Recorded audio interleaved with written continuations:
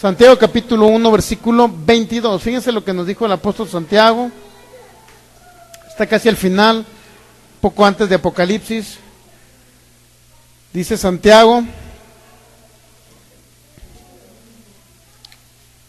antes de la primera de Pedro, después de Hebreos.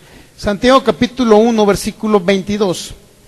Pero ser hacedores de la palabra, dice Santiago, y no tan solo oidores, engañándonos a vosotros mismos, o engañándose a vosotros mismos. Es decir, una persona que solamente oye que Jesús es el sanador, pero nunca declara que es sano, nunca pone por práctica su fe, nunca dice, imagínense un paralítico, ¿qué le va a decir usted a un paralítico? Imagínense que aquí está sentado un paralítico.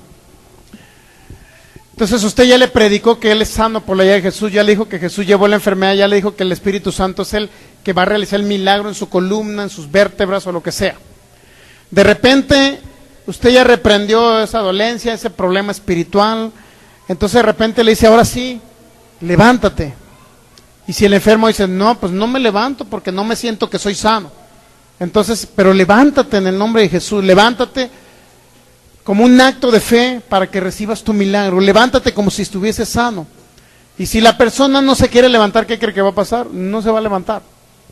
No se va a levantar, ¿por qué razón? Porque solamente oyó la palabra, pero nunca fue hacedor de la palabra.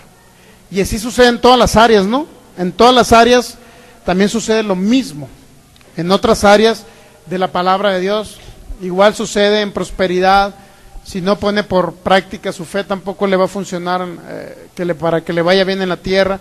También sucede para salvación. Dice que la persona, si cree en su corazón que Jesús fue levantado entre los muertos espirituales del abismo, entonces dice, debe confesar con su boca lo que él cree en su corazón. Para salvación se necesita creer en tu corazón que Jesús fue levantado por el Espíritu Santo de entre los muertos que estaban en el abismo al tercer día. Entonces dice, cuando tú lo confiesas que Él es el que fue levantado, significa que tú estás reconociendo que el sustituto llamado, el Cordero sustituto llamado Jesús, sufrió por ti en el infierno para que tú no vayas al infierno. Y tú lo confiesas como el Señor de tu vida, lo declaras el Señor y que Dios lo levantó a los muertos, entonces ya eres totalmente salvo. Pero tú tienes que hacer un acto que se llama declarar o hablar con tu boca. ¿Está captando cómo tiene mucha interrelación la fe activa, pues, para que me entiendan, no la fe pasiva? Oidor y ser hacedor. Si Dios dice que ya eres sano, usted le va a decir al paralítico, entonces ¿por qué no te levantas? Si crees lo que te dije, levántate. Pero si no lo crees, entonces no te levantes. ¿Lo crees? Sí, entonces levántate. Entonces de repente dice, bueno, es que sí lo creo, pero sí lo creo, pero siento que a lo mejor no merezco, porque hay gente que cree que no merece ser sanado. ¿Sí sabía? Hay gente que no merece recibir un favor de Dios. Hay muchas personas así, no, pues que yo no merezco ese favor de Dios, dicen las personas. Pero todos son merecedores de la herencia de Cristo. No hay ni uno que no sea. Todos son merecedores de la herencia de Cristo. ¿Estamos de acuerdo por qué viene la enfermedad? ¿Lo está captando? La enfermedad viene por la falta de conocimiento. También por la falta de conocimiento, digo, el conocimiento que no se aplica, que no se pone por obra, que no se pone en acción. Tercer característica por la cual vienen las enfermedades a la humanidad, porque le dan lugar al diablo. Póngale ahí si trae una libretita, porque le dan lugar al diablo. Romanos capítulo 6. El apóstol Pablo dijo unas palabras muy importantes aquí. En Romanos capítulo 6. Es decir, hay personas que tienen pecados ocultos. Y eso también da lugar al diablo. Le damos lugar al diablo. Cuando usted va a llorar por un enfermo, fíjense, y de repente el enfermo vino desde muy lejos para que usted orara por él. De repente el enfermo sí se quiere levantar porque está paralítico y se quiere levantarse, el esfuerzo por levantarse y no recibió el milagro. A pesar de que el Espíritu Santo hizo todo lo posible, a pesar de que usted reprendió, a pesar de que usted declaró un milagro, pero no se levanta el paralítico. Entonces, nuevamente le dice al Espíritu Santo que le revele qué es lo que está pasando con esa persona. A lo mejor esa persona acaba de recibir a Jesús, o a lo mejor esa persona ya es creyente, pero aún no se ha levantado de esa enfermedad. o un cáncer X que vino a una persona. Ya es cristiano y de toda la vida todo el mundo lo ha conocido de cristiano. Va a una iglesia, adora al Señor, habla en lenguas, muy espiritual, pero tiene cáncer. ¿Qué es lo que vamos a hacer en ese caso? Bueno, en ese caso entonces, Espíritu Santo, revélame porque esta persona, si él ya cree en ti, él cree en la sanidad, ¿por qué no puede sanar? Revélame, Espíritu Santo. Entonces el Espíritu Santo les va a dar a lo mejor a ustedes un pensamiento, una idea, decir, bueno, esta persona no sana porque este señor engaña a su esposa con otra. El Espíritu Santo se lo puede revelar, es un ejemplo, pues. En pocas palabras, está en adulterio, está en fornicación X, ¿no? Entonces esta persona está engañando a su esposa con la Chana, la está engañando con la Juana. Entonces, ¿qué le tiene que decir usted? No sé si hay una Juana aquí, ¿no, verdad? Ni por el video, no le digo por usted, que no vaya a salir en el video, lo dijo por mí. No. Bueno, Margarita, nada que se llama Margarita, ¿sí? Entonces fíjese bien, Dolores, Dolores.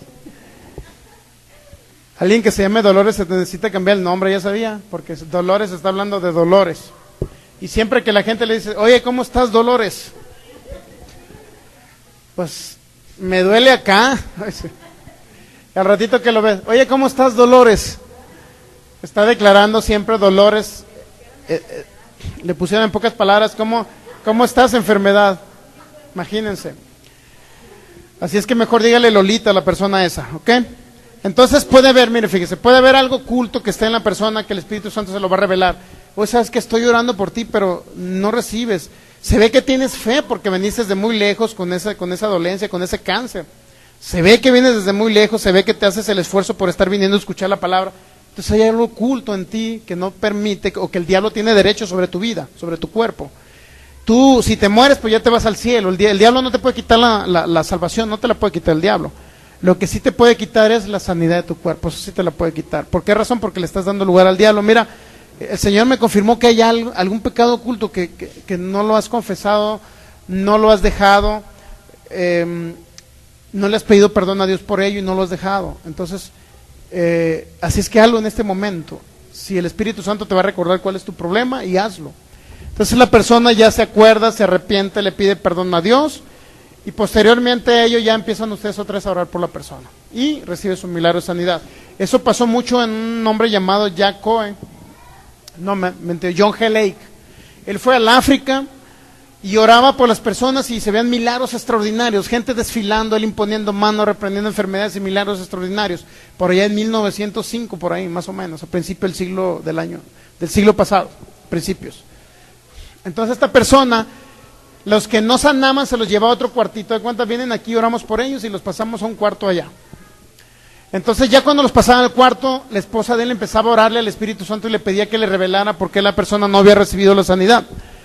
Ya que el Espíritu Santo le revelaba a su esposa en el don de ciencia, don de conocimiento, que era lo que tenía esa persona, un pecado oculto. Entonces ya le decía, mira, ¿sabes qué? No puedes sanar por este pecado que tienes ahí, no puedes sanar por ello. Así es que arrepiéntete, pídele perdón a Dios, confiesa ese pecado y vas a ser libre de la enfermedad. ¿Y sabe qué pasaba? Ya que ellos reconocían ese error, ese pecado, entonces ya venían, oraban por él y salían totalmente sanos. ¿Se da cuenta? Entonces es parte de lo que usted debe entender por cuál una persona no sana. No necesariamente porque no tiene fe. O sea, hay muchas personas que tienen fe y no sanan. Entonces hay algo oculto que necesita reconocer que está mal. Para ello vamos a Romanos capítulo 6. Cuando usted ore por ellos, necesita entender también que en sí el pecado puede traer una enfermedad física también. Nos quedamos en Romanos capítulo 6, versículo 11. Fíjense, vamos a leer ahí. Este es el apóstol Pablo hablándole a los romanos de su situación. Dijo Pablo, así también vosotros consideraos muertos al pecado, pero vivos para Dios en Cristo Jesús, Señor nuestro. 12. No reine pues el pecado en vuestro cuerpo mortal, de modo que lo obedezcas en sus concupiscencias. ¿Qué es concupiscencia? La concupiscencia es un mal deseo. La palabra concupiscencia, en pocas palabras, significa un mal deseo, un mal pensamiento. o un mal pensamiento que usted lo lleva hasta un deseo, pues para que me entienda, porque pueden venírsele muchos malos pensamientos a su mente, pero usted no hacerles caso.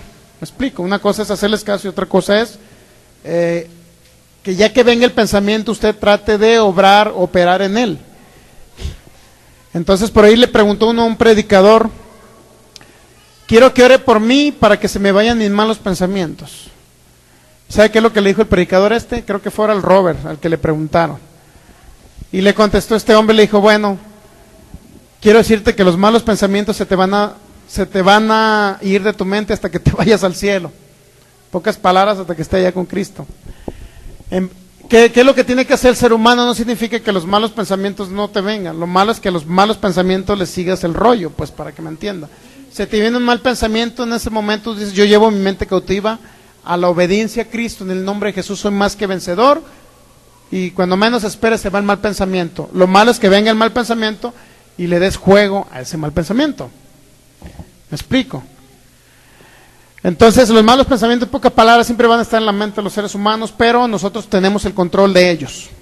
Por eso dice Pablo en Romanos capítulo 6: no reine pues el pecado en vuestro cuerpo mortal, de modo que lo obedezcan en sus concupiscencias. Es decir, dice que no reine el pecado en tu cuerpo, ¿verdad? Significa que en el espíritu no puedes tener pecado, porque el espíritu tuyo ya fue justificado por Jesús.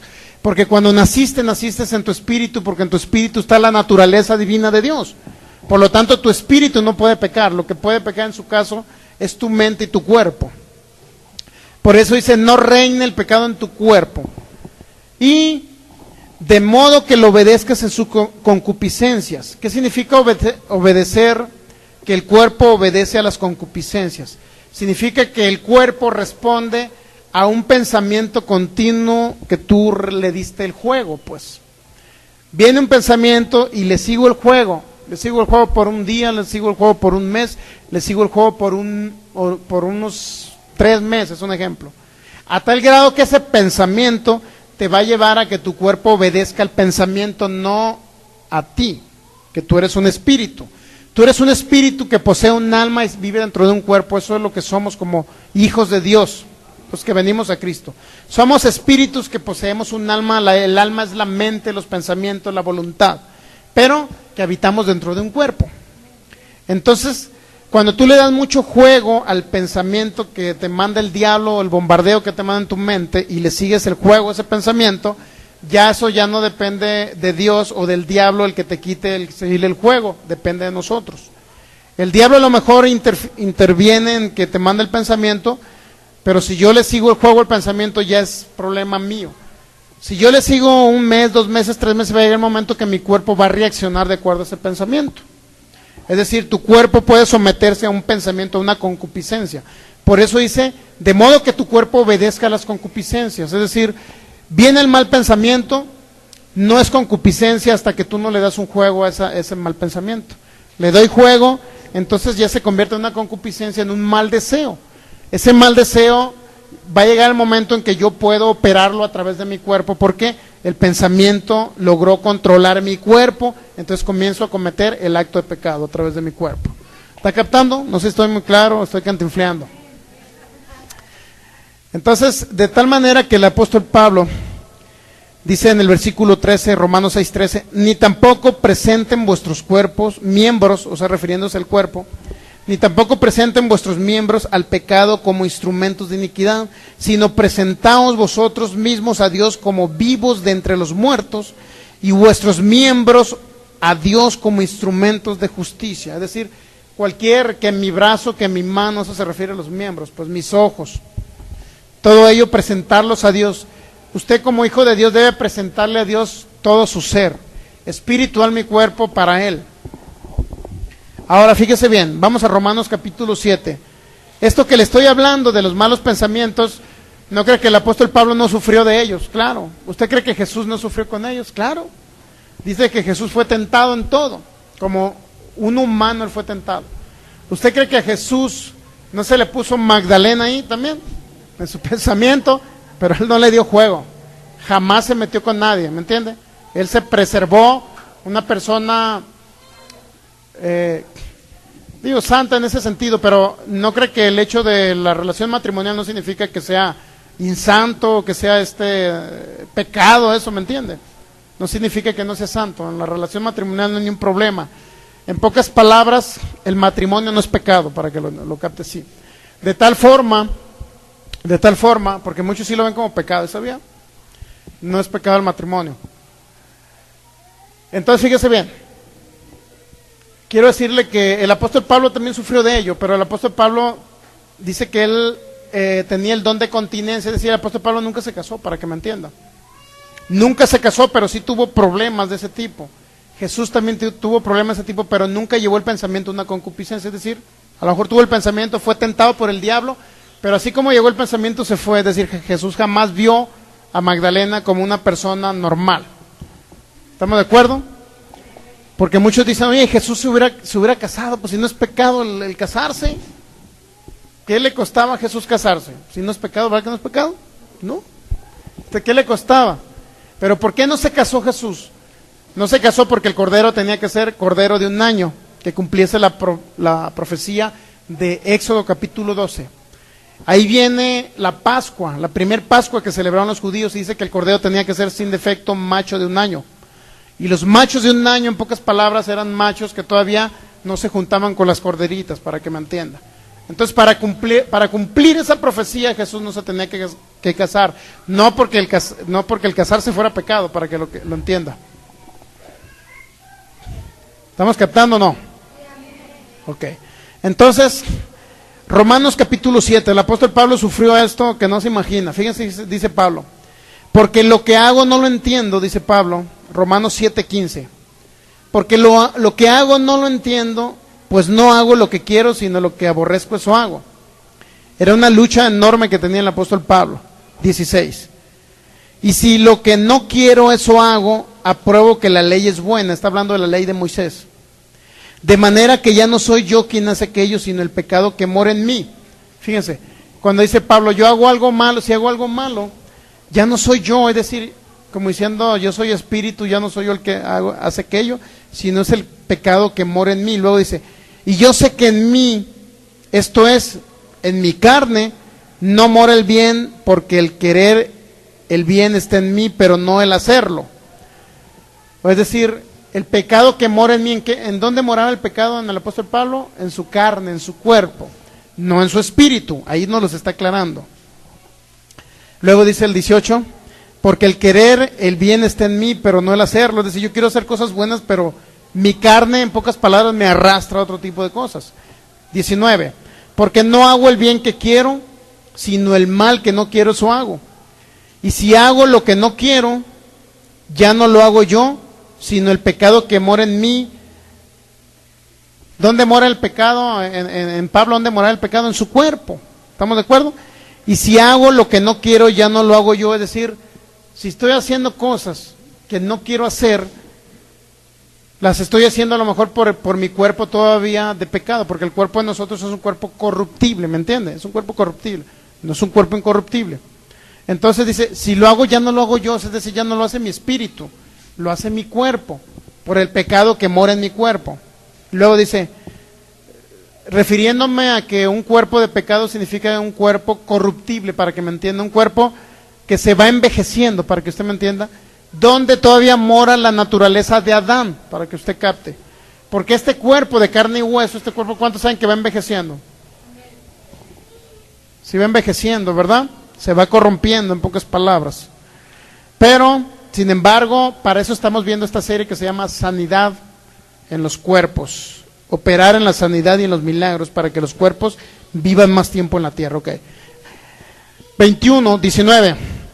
Y si hago lo que no quiero, ya no lo hago yo, sino el pecado que mora en mí. Así que queriendo yo hacer el bien, hallo esta ley, que el mal está en mí. Porque según el hombre interior me deleito en la ley de Dios. ¿De qué está hablando el hombre interior? De su espíritu. Pero veo otra ley en mis miembros que se rebela contra la ley de mi mente y que me lleva cautivo a la ley del pecado. Que está ¿en dónde? ¿En dónde está la ley del pecado? En sus cuerpos, en sus miembros, ¿no? Miserable de mí, ¿quién me librará de este cuerpo de muerte? Está hablando de ¿qué? De su cuerpo. Es decir, que el pecado moraba en su cuerpo, no en su espíritu. Gracias doy a Dios por Jesucristo, Señor nuestro, así que yo mismo con la mente sirvo a la ley de Dios, mas con la carne a la ley del pecado. Es decir, Pablo tenía esa lucha interna entre su espíritu y su cuerpo. Su espíritu le decía, oye, no hagas lo malo, y el apóstol Pablo dice, bueno, pero mi cuerpo tiende a hacer lo malo, porque todo es un cuerpo corruptible, es un cuerpo que no va a heredar el reino de Dios. Para que me entienda, este cuerpo no va a trascender más allá del cielo. ¿Sí sabe que no va a trascender usted? Tan solo si sale poquito aquí de la atmósfera explota su cuerpo, ¿ya sabía? Tiene que irse con un casco y una protección especial. ¿Usted cree que los astronautas allá que han ido a la luna, poco cree que no necesitan, los que han salido al espacio? Claro que necesitan algo especial porque su cuerpo revienta y pues este cuerpo usted no va a trascender hasta los cielos. ¿Está captando la lucha que tenía el apóstol Pablo?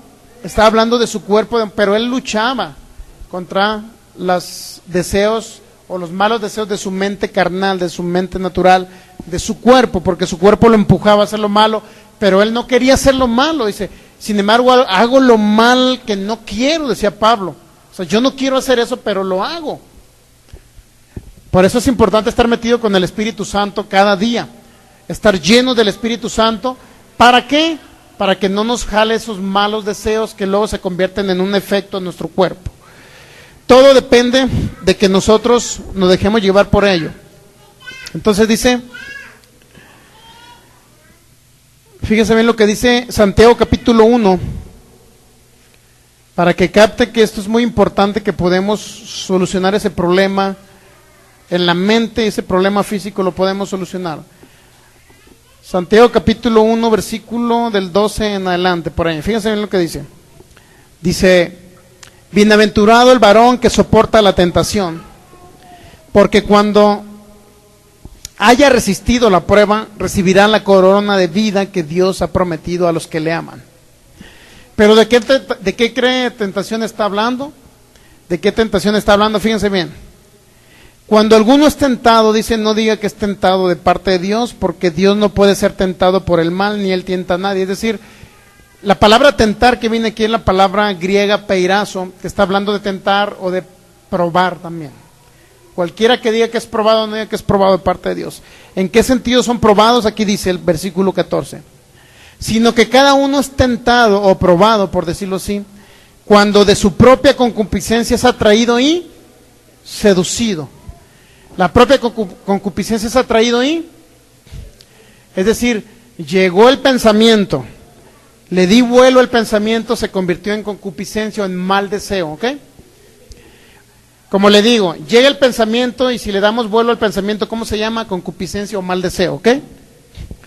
Entonces dice, sino que cada uno es tentado, dice el 14, cada uno es tentado cuando de su propia concupiscencia, de su propio mal deseo, es atraído y seducido. Se da cuenta que a través del mal pensamiento o el mal deseo en tu pensamiento vas a ser atraído y, ¿qué significa seducido? Que van a caer, pocas palabras.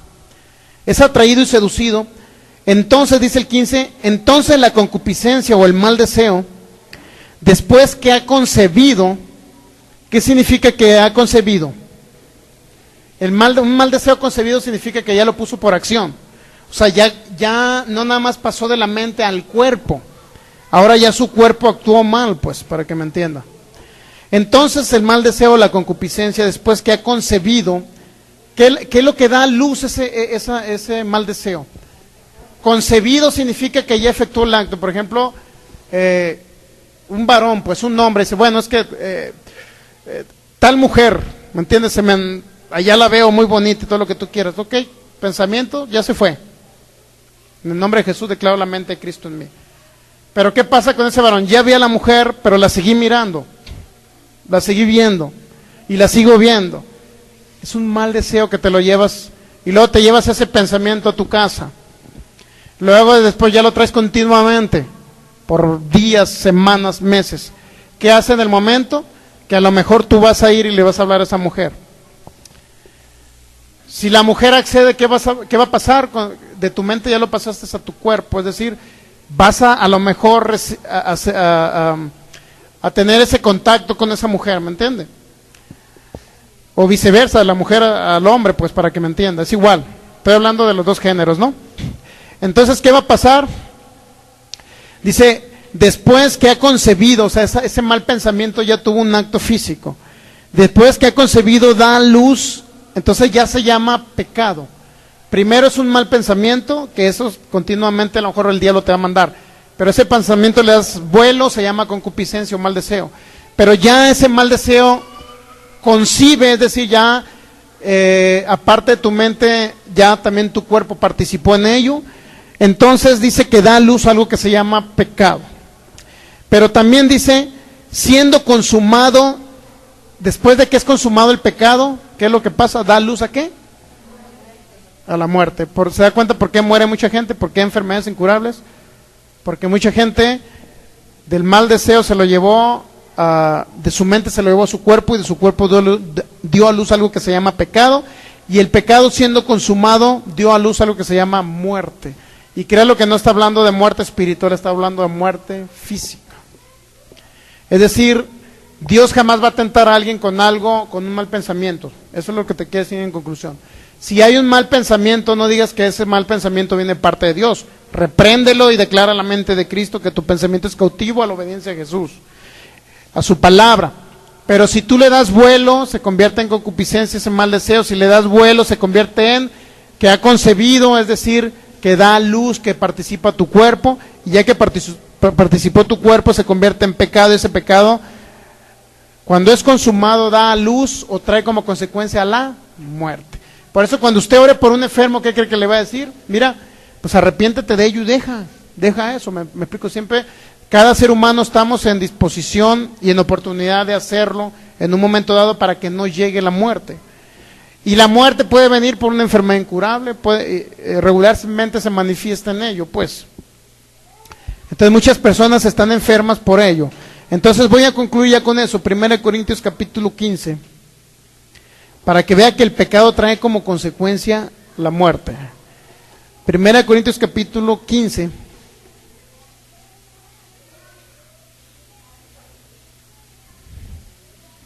Pero un creyente, uno que no tiene a Cristo, ¿qué quiere que le va a decir usted? Tienes que recibir a Cristo para que nazcas de nuevo. El que ya recibió a Cristo para nacer de nuevo y no sana, ¿qué tienes que decirle? Oye, arrepiéntate de ese pecado, ya no continúes en él. Uno que no es creyente confiesa a Jesús y deja el pasado. Uno que es creyente y está en concupiscencia, en pecado, deja el pecado, lo confiesa a Dios. Están las dos situaciones. 1 Juan 1:9, antes de ir bueno, nos quedamos en 1 Corintios 15, ¿no? Ahí estamos ya. Fíjese, 1 Corintios 15, versículo 56. Dice,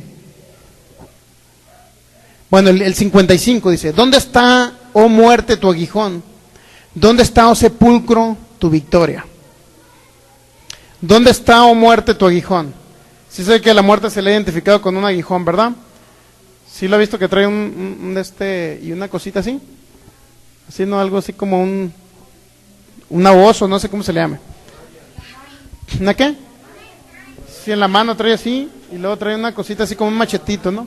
¿Cómo se llama? Guadaña. Ah, bueno. Ah, pues ese es el aguijón. ¿Dónde está muerte tu aguijón? Eso significa el aguijón. Luego fíjese, ya que el aguijón de la muerte, o sea, el aguijón es algo con lo cual puede matar, pues para que me entiendan, simbólicamente estoy hablando, simbólicamente. Ya que el aguijón de la muerte, ¿qué es el aguijón de la muerte? O sea, la cosita que trae así, que se llama, ¿cómo? Guadaña. Esa cosita, ¿cuál es esa cosita que trae la muerte con la cual puede matar, para que me entienda? ¿Cuál es esa cosita? El aguijón de la muerte, ¿qué es? No, el pecado. ¿Cuál es ese aguijón? Esa guadaña es el pecado. No traje una aquí más o menos, ¿no? Por algo. Esa cosita con la cual mata la muerte se llama ¿cómo? Pecado. La guadaña o el aguijón se llama, ya que el aguijón de la muerte es el pecado. Y el poder del pecado, el que le da poder para que el pecado fluya en la gente, el que da poder para que el pecado reine en los cuerpos mortales, el que da poder para para que el pecado abunde en la gente, en los hijos de Dios, es la ley. ¿Qué significa la ley? La ley de prohibiciones de Moisés. ¿Qué decía la ley? No codiciarás. Dijo el apóstol Pablo en Romanos 7, si la ley no dijera no codiciarás, yo jamás hubiera codiciado, dice Pablo. Porque no había alguien que me dijera no codiciarás. Es decir, la codicia la conoció Pablo porque una ley mosaica decía no codiciarás. En pocas palabras, si usted va al súper y lleva a su niño y su niño agarra algo incorrecto, de repente agarra esto el niño y el padre le dice, niño, no agarres eso porque eso se llama pecado. ¿Cómo conoció el pecado el niño? Porque su padre le dijo que era malo eso. En pocas palabras, el niño conoció el pecado porque su padre le dijo que era malo agarrar eso. Y es correcto que usted le diga al niño que no agarre eso, ¿me entiende? Lo que es incorrecto es decirle al niño, no deja eso. Tú déjalo nada más porque no es tuyo. Pero niño, deja eso porque es pecado. Usted le está enseñando una ley mosaica. Y el niño comienza a codiciar, comienza a hacer eso porque la gente le enseñó a no hacer cosas. Es decir, si la ley te dice no hagas algo, te está dando un conocimiento, subliminalmente te está dando un conocimiento. ¿Un conocimiento de qué? Del pecado. ¿Por qué? Porque te decían no hagas esto, no hagas lo otro, no adulteres, no codicies, etcétera. ¿Verdad que eso dice la ley? No adulteres, no codicies. ¿Por qué la gente adultera? Dijo Jesús, hay gente que adultera hasta en su mente. Esos son los malos deseos o la concupiscencia. En pocas palabras, lo que le da poder a la muerte para que destruya a la gente, ese aguijón con el cual mata, por decirlo así. El aguijón de la muerte es el pecado. ¿Se da cuenta? Si una persona, usted ve al enfermo, oye, no sanas, el cáncer va avanzando más, oye, entonces examínate. ¿Cuál problema de pecado puedes tener por el cual no pueda Dios perdonarte? Dios te va a perdonar todo. Y la primera de Juan 1:9, fíjense bien lo que dice. Ya con esto concluimos. Primera de Juan capítulo 1 versículo 9. Si confesamos nuestros pecados, dice, Él es fiel y justo para perdonar nuestros pecados y limpiarnos de toda maldad. Si confesamos nuestros pecados, eso significa que la persona que no tiene a Cristo en su corazón, debe confesar primero a Cristo para que nazca de nuevo. El que ya tiene a Cristo en su corazón y ha nacido de nuevo y tiene un problema de pecado, de concupiscencia y pecado a la vez, significa que debe confesar su pecado para que Dios lo limpie de toda maldad y entonces va a quedar totalmente limpio. Usted ya dice, ahora sí, ya puedo orar por ti porque ya te arrepentiste de ese pecado, ya lo confesaste a Jesús. Entonces sí, la persona recibe el milagro de sanidad, sana de ese cáncer. ¿Está captando cómo interfiere también el pecado en ello? Mateo capítulo 6.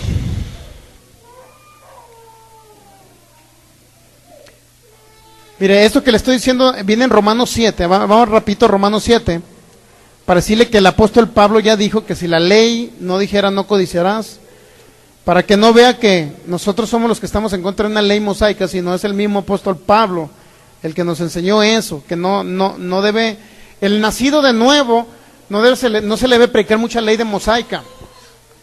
Por ejemplo, si al nacido de nuevo le dice, bueno, si quieres ser un hijo de Dios, no te emborraches, no te vayas a las cantinas, ya no fumes, ya no tomes, no adulteres. O sea, si se les dice eso no debe ser, no es una predicación del nuevo pacto. Si se les dice eso, ¿qué cree que se le está predicando a la gente? Se le está bombardeando del no hacer, no hacer, no hacer. ¿Y cómo cree que va a responder el cuerpo? En sí hacer. Lo que recibe en su mente, su cuerpo, porque es una semilla que le están metiendo en su oído espiritual. Esa semilla en su oído espiritual repercute en su cuerpo. Lo escucha con su oído, lo cree en su corazón y lo ejecuta con su cuerpo. Entonces fíjese bien, Romanos capítulo 7, el apóstol Pablo dice, versículo 7 en adelante, ¿qué diremos pues? Dice Pablo, la ley es pecado, hablando de la ley de Moisés. En ninguna manera, es decir, la ley de Moisés, ¿cuántos saben que la ley de Moisés no es pecado? No, pero fue dada para muertos espirituales, ¿cuántos saben eso? No fue dada para vivos espirituales. ¿Qué pues diremos? La ley es pecado en ninguna manera, pero yo no conocí el pecado, sino ¿por qué? ¿Por qué conoció el apóstol Pablo el pecado? Por la ley. Es lo que les acabo de explicar ahorita. Porque tampoco conociera la codicia si la ley no dijera no codiciarás. ¿Se dan cuenta? Dice el apóstol, yo tuviera mi conciencia limpia, dice Pablo, si no me hubieran dicho, no codiciarás, no hurtarás, no, ¿me entiende? Estuviera su conciencia limpia de pecado. Y luego dice, mas el pecado tomando ocasión por el mandamiento, fíjese, dice el versículo 8, mas el pecado tomando ocasión por el mandamiento produjo en mí toda codicia, porque sin la ley el pecado está muerto. Es decir, tomando ocasión por el mandamiento, es decir, el no codiciarás, el no hurtarás, todo eso tomó ocasión, es decir, el pecado se aprovechó del decirle no hagas cosas. De ahí se aprovechó el pecado, y luego dice, el 9, yo sin la ley viví en un tiempo, pero venido el mandamiento, el pecado revivió y yo morí. Yo sin la ley viví en un tiempo, pero venido el mandamiento, el pecado revivió en mí y yo morí. Y hallé que el mismo mandamiento que era para vida, a mí me resultó ¿para qué? ¿Por qué cree? Porque cuando los niños nacen, usted los encuentra a cierta edad, hasta los 5 años, desnudos y no les da vergüenza. ¿Usted cree que si ese niño lo desnuda, le va a dar vergüenza aquí delante de todos? ¡Ay, no me vean! El niño no va a decir nada. ¿Por qué cree? Porque no hay pecado en él. No ha muerto. Por eso dice Pablo, el pecado en un tiempo, dice, ¿qué dice? 9. El 11 dice, porque el pecado tomando ocasión por el mandamiento me engañó y por él me mató. El 9, yo sin la ley viví en un tiempo. Ese niño todavía vive sin la ley, ese niño, porque no se le ha dicho, oye, no agarres eso, porque imagínense yo que le diga, niño, no agarres esa chamarra porque se llama robar, niño. O sea, ya le estoy metiendo ley mosaica, pues. Yo sin la ley viví en un tiempo, pero venido el mandamiento, el pecado revivió en mí y yo morí. ¿Qué significa? Que ese niño a lo mejor a los 6, 8 años, ¿qué cree? Le va a dar vergüenza andar desnudo. ¿Sí o no? ¿Qué pasó con Adán? Andaba desnudo en el Edén. ¿Qué pasó cuando murió espiritualmente? Porque se le dijo, no comas de ese árbol y él comió. ¿Qué pasó con Adán? Comió, dice, del árbol del conocimiento del bien y del mal. Es decir, conoció tanto el bien como el mal. Cuando conoció el mal Adán y comió de ese árbol, entonces dice que se arropó, porque le dio vergüenza. Lo mismo sucede con un niño, lo mismo sucedió con Pablo. Dice que cuando él conoció la ley, no codiciarás, cuando él conoció, dice, el pecado revivió en mí y yo morí. ¿Cómo murió Pablo? Espiritualmente, nunca murió físicamente. Él está hablando y significa que murió espiritualmente. En pocas palabras, la ley causó eso. Por eso no es bueno predicarle mucho al nacido de nuevo, al que vive en el nuevo pacto, al Hijo de Dios, al que sigue a Jesucristo. No es bueno predicarle la ley de Moisés, decirle, oye, no hurtes. Imagínense yo predicar, en lugar de estarles predicando justicia, hermanos, por favor, no adulteren. Hermanos, por favor, no fumen. Hermanos, por favor, no hagan esto. Hermanos, por favor, no hagan lo otro. No codicien, hermanos, no hurten. ¿Qué mensaje les estoy metiendo yo a ustedes? Un mensaje de ley. Un mensaje de pecado, porque estoy hablando de el pecado contra el pecado, es la misma. Hablar del pecado, hablar contra el pecado, le estoy metiendo pecado en sus mentes, en sus corazones, ¿ok?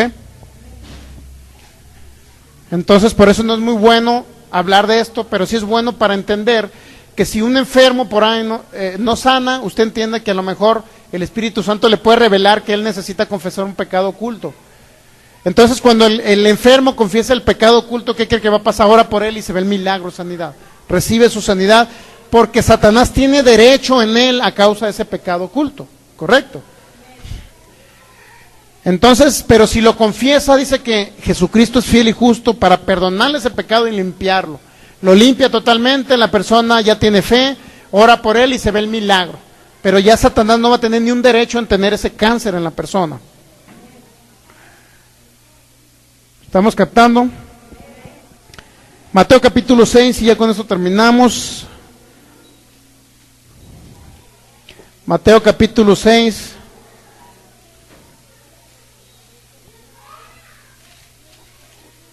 Fíjense bien, dijo Jesús algo muy importante: la falta de perdón es otro de los motivos por los cuales la enfermedad se enseñorea de los seres humanos. Mateo capítulo 6, versículo 15, dice, mas si no perdonan a los hombres sus ofensas, tampoco vuestro Padre os perdonará vuestras, Mateo 6:15, vuestras ofensas.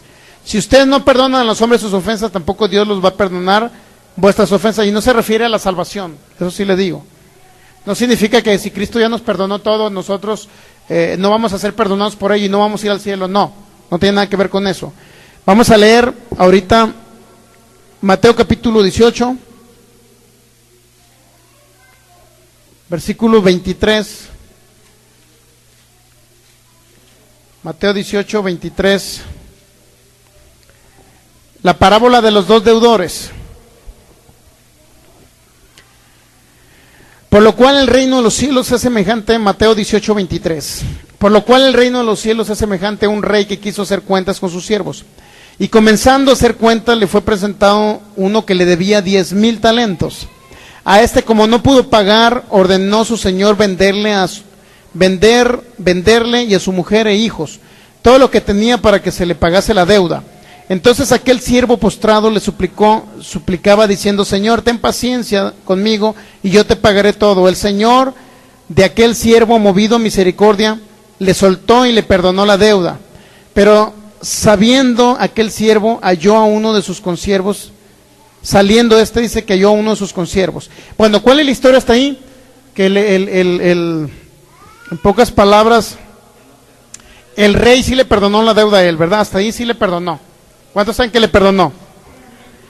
Pero saliendo aquel siervo halló a uno de sus consiervos, es decir, a otro igual a él, que le debía 100 denarios, y haciendo de él, le ahogaba diciendo: págame lo que me debes. Entonces su consiervo, postrándose a sus pies, le rogaba diciendo: ten paciencia conmigo y yo te pagaré todo. Mas él no quiso, sino fue y le echó en la cárcel hasta que pagase la deuda. ¿Cuál era el problema de ahí? Que el otro no que no le quería pagar, sino que le pedía paciencia para pagarle la deuda. O sea, sí se le iba a pagar, ¿me entiende? Y aquel no se esperó nada, es decir, no le perdonó la deuda, y no nada más no se la perdonó, sino que no lo perdonó él. ¿Por qué? Lo echó a la cárcel. Lo echó a la cárcel, es decir, ni siquiera se esperó a que le pagara. ¿Se da cuenta? O sea, no se trataba de que no le quería pagar, se trataba de que sí le quería pagar, pero que le diera un tiempo. Entonces, él ni siquiera, aparte que ni siquiera le perdonó la deuda, aparte dice, ni siquiera lo esperó, es decir, ni siquiera fue paciente con el otro, cuando su rey le había perdonado todo a él. Y era mucho más lo que le había perdonado exactamente. Dice, viendo sus consiervos, 31, viendo sus consiervos lo que pasaba, se entristecieron mucho y fueron y refirieron a su señor todo lo que había pasado. Entonces llamándole su señor, le dijo: siervo malvado, toda aquella deuda te perdoné porque me rogaste. ¿No debías tú también tener misericordia de tu consiervo, como yo tuve misericordia de ti? Entonces su señor, enojado, dice, ¿qué pasó? ¿Le entregó a quién? A los verdugos hasta que pagase toda lo que debía. Entonces, si usted verifica el versículo 23, dice: por lo cual el reino de los cielos es semejante a esto, a un rey que hizo eso. Jesucristo nos perdonó todo, ¿cuántos saben? A eso es semejante el reino de Dios, a que Jesús nos perdonó todo. Pero si alguien nos ofende a nosotros, es decir, tiene una deuda con nosotros en la cuestión de que nos haya ofendido, no se refiere, créalo, a dinero, se refiere más bien a ofensas. Jesús nos perdonó todas nuestras ofensas, ¿cuántos saben? Si nosotros no creíamos en Él, si nosotros blasfemamos de Él, si nosotros hacíamos lo que queríamos, nos perdonó todo Jesús. ¿Qué pasa cuando alguien nos ofende a nosotros? Que es deudor con nosotros, o sea, Él nos debe una disculpa, por decirlo así. Él nos ofendió y nosotros no le perdonamos. ¿Qué es lo que pasa? Fíjense, dice que el Señor les entrega a los verdugos para que paguen toda aquella deuda, hasta que paguen toda aquella deuda. ¿Qué significa todo esto? Que debemos nosotros perdonar a los que nos ofenden, como dice en Mateo capítulo 6 el Padre Nuestro. Dice, perdonad, ¿cómo dicen?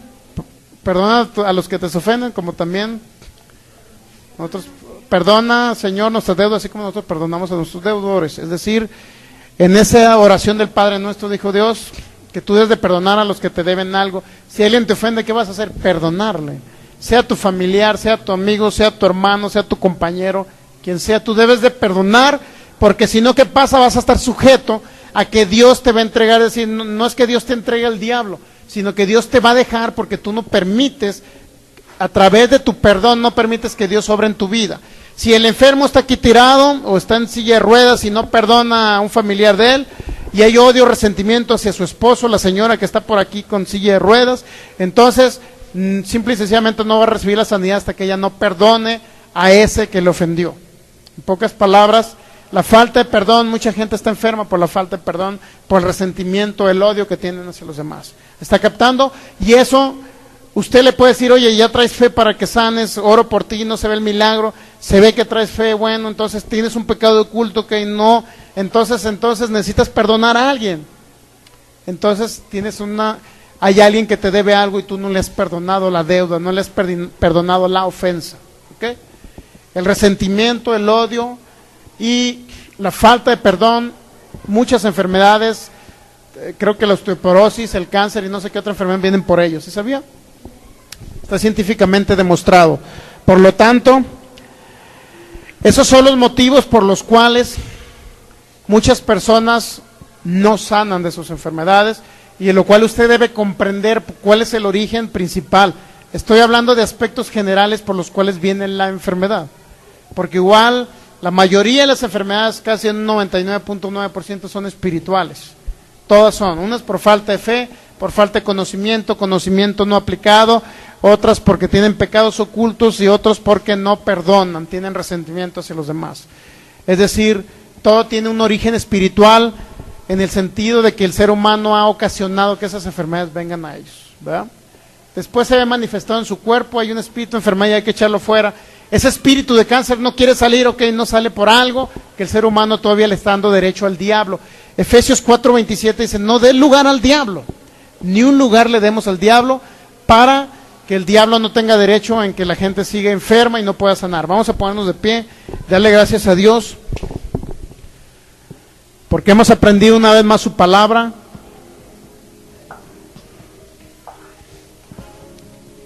Te damos gracias, Señor, en esta mañana. Gracias porque hemos comprendido, Señor, tu perfecta voluntad. Hemos entendido a través de este curso de cómo operar en los milagros, en las sanidades, que tú eres un Dios sanador, Jesucristo, tú eres el sanador. Que tú eres el que nos da esa vida abundante, tú eres el que opera, para que el Espíritu Santo obre en milagros, señales y maravillas, y se vea manifestado tu poder en los cuerpos. Pero es necesario, Señor, entender que las enfermedades por alguna u otra razón están en esos cuerpos, Señor, y te damos, Señor, toda la honra y la gloria porque nos has revelado parte de ello, y te pedimos en el nombre de Jesús que cada vez que oremos por algún enfermo, Señor, o alguna enfermedad que haya en nuestras vidas, en nuestros familiares, tú nos revelas, Señor, cuál es el motivo por el cual están en ese cuerpo, por el cual esas enfermedades tienen derechos en los cuerpos de las personas por las cuales vayamos a orar, para que a través del don de ciencia y el conocimiento, Espíritu Santo, tú nos reveles esa situación, podamos, Señor, orar por ellos y se vea la sanidad completa en sus cuerpos, y podamos restaurar a esas personas que están siendo dañadas por el diablo a través de esas enfermedades. Gracias, Padre Celestial, por revelarnos, Señor, ese origen de las enfermedades, por entender, Señor, que tú te manifiestas con tu gloria, Señor, en sanidades, en milagros, Señor, en maravillas, y creemos firmemente que vas a usar nuestras vidas para salir por la ciudad, Señor, por este estado, incluso por este país o por otros países, a llevar ese mensaje, Señor, de libertad, Señor, de liberación, ese mensaje, Señor, que va a ser libres a muchas personas de la potestad del diablo. Te damos gracias, Señor, porque tú nos libertas, porque nos das esa sabiduría, Señor, para que nosotros operemos en ella. Te doy gracias, Señor. Yo declaro en el nombre de Jesús que saldrán ministerios de gloria, de poder, con la unción del Espíritu Santo operando en ellos, en este lugar, que están siendo instruidos en tu palabra, Señor, para vivir esa vida en abundancia en el nombre de Jesús. Yo declaro esos milagros, esas señales que les siguen a ellos y a la palabra que ellos lleven a los enfermos en el nombre de Jesús. En el nombre de Jesús, que sean sanados a través de tu gloria, a través de la imposición de manos, a través de la fe de ellos. En el nombre de Jesús, oraciones a distancia. Declaro que veremos milagros, Señor, cuando llevemos u oremos a través de tu unción para imponer o impregnar esa unción en paños, Señor, en trapos, en algo, Señor, de los enfermos. También esa unción corra a través de esos cuerpos y podamos ver esos milagros creativos, Señor, poniendo órganos nuevos, tú, Espíritu Santo, en los cuerpos de ellos, Señor. Ciegos verán, sordos oirán en el nombre de Jesús. Paralítico declaro que se levantarán, que tú restaurarás músculos, huesos, tendones, ligamentos, Señor. Restaurarás órganos, pondrás órganos nuevos, Señor, en esos cuerpos. En el nombre de Jesús, a través de los creyentes, a través de cada uno de los que vamos a orar por los enfermos. En el nombre de Jesús, Espíritu Santo, te doy gracias, porque ahora nos declaramos partícipes, Señor, de tu ministerio en este Nuevo Testamento. Tú usas, Señor, nuestras vidas, usa nuestros cuerpos para que a través de ellos fluya tu poder sanador, esa unción que sea retransmitida a esos cuerpos y podamos ver, Señor, sanidades extraordinarias y milagros poderosos en el nombre de Jesús, en el nombre de Jesús. Si viene alguien con una enfermedad, dolencia o como se llame, podemos orar por usted.